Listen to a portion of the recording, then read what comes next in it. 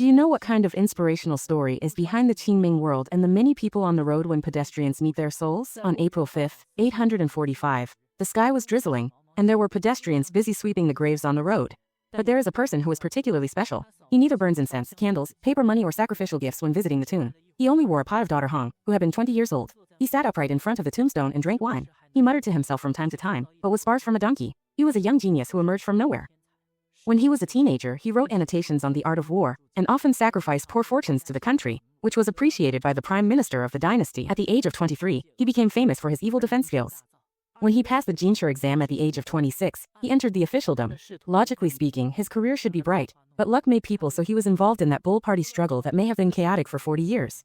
From then on, I was trapped in the whirlpool of party struggles, and my ambitions were nowhere to be displayed, and mine will gradually decline. In the past, friends were loyal to the people, but now they can only drink wine in front of their friends' graves to relieve their sorrows. Oh, we drink so quickly. I went to find some more wine and walked hundreds of miles, so I can't just let it go.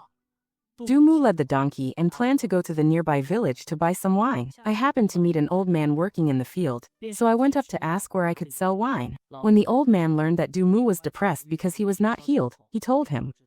Not far away there is Qinghua Village, which produces fine wine, but the old man did not explain clearly the specific location of Qinghua Village, and which direction to go, just told him.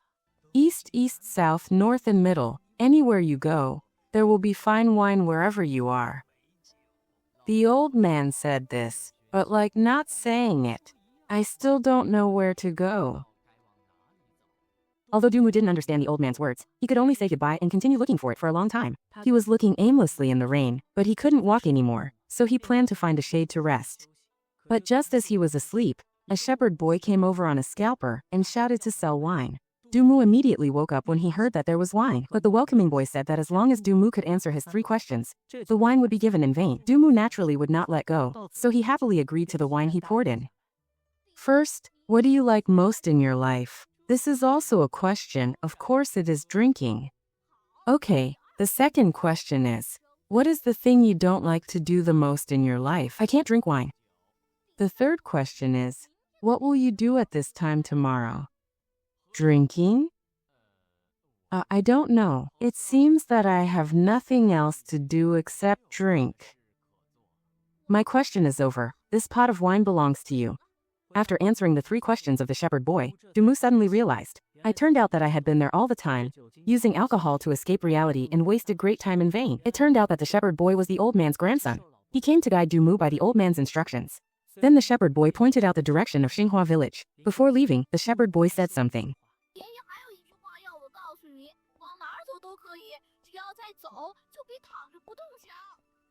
The awakened Doumu reorganized the 7 valleys, searching for the direction guided by the shepherd boy, and finally found Qinghua Village, leaving behind the quatrain that has been passed down through the ages.